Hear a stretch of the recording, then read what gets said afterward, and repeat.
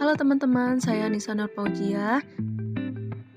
Di sini saya akan membuat video presentasi yang berjudul Anggaran Produksi.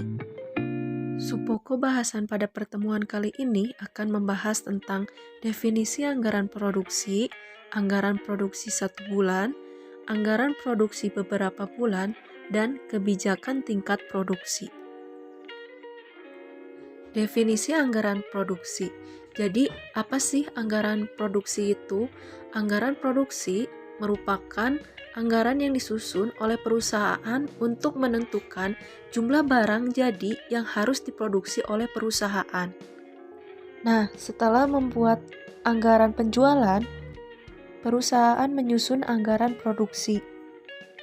Masa mau jual barang tapi nggak tahu berapa jumlah produk yang harus dibuat?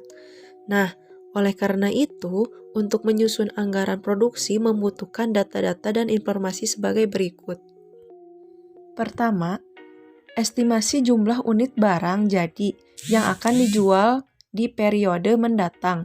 Data ini kita peroleh dari penjualan.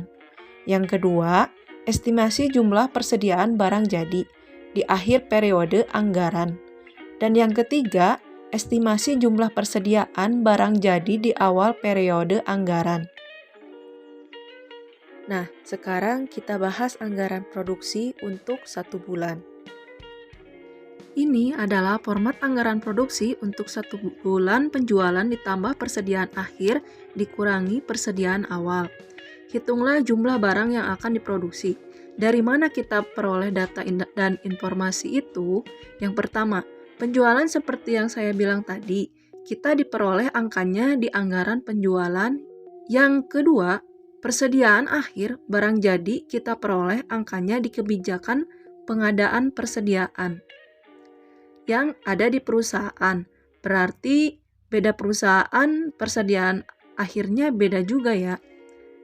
Lalu yang ketiga, persediaan awal barang jadi. Angka ini kita peroleh dari persediaan akhir periode sebelumnya. Supaya nggak bingung, kita bahas contohnya. Soalnya silahkan kamu catat, agar gampang ngelogikain dari mana atau angkanya nanti. Diketahui bahwa penjualan sebanyak 8.000, persediaan akhir 2.000, dan persediaan awal 1.000. Langkah pertama adalah menyusun anggaran produksi. Silahkan dibuat dulu formatnya ya. Langkah kedua, kita masukkan data-data yang kita peroleh dari soal. Dalam hal ini, penjualan sebanyak 8.000 unit, persediaan akhirnya 2.000 unit, dan 1.000 unit. Langkah ketiga, kita selesaikan anggaran produksi kita. Tinggal jumlahkan dan kurangi sehingga diperoleh jumlah barang jadi yang akan diproduksi sebanyak 9.000 unit. Gampang kan?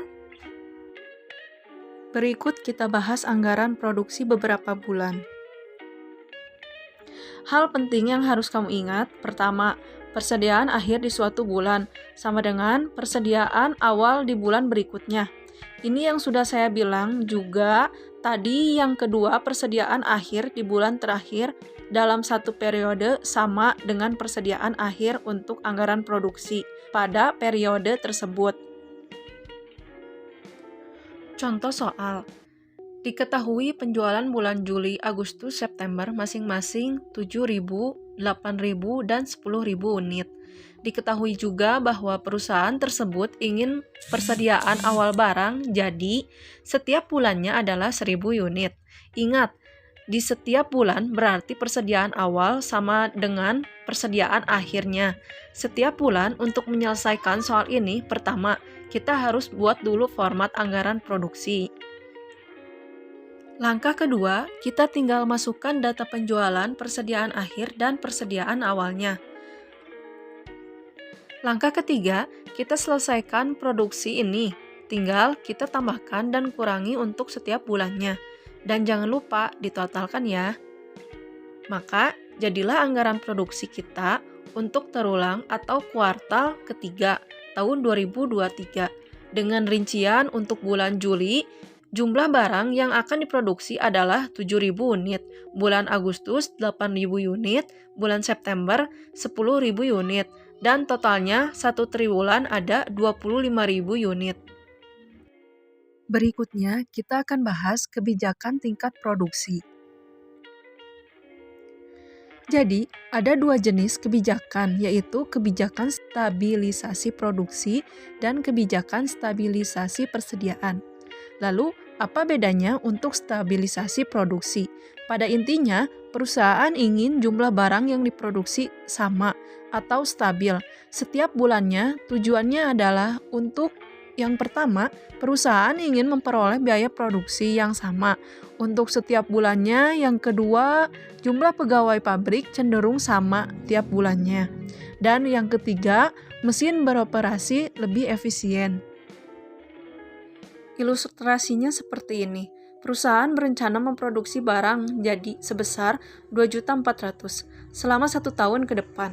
Jika perusahaan mengadopsi kebijakan stabilisasi produksi, maka jumlah yang harus diproduksi setiap bulannya untuk tahun depan adalah jumlah produksi 1 tahun dibagi dengan 12 bulan. Maka diperoleh produksi per bulan 2.400.000 unit dibagi 12 bulan, yaitu 200.000 unit.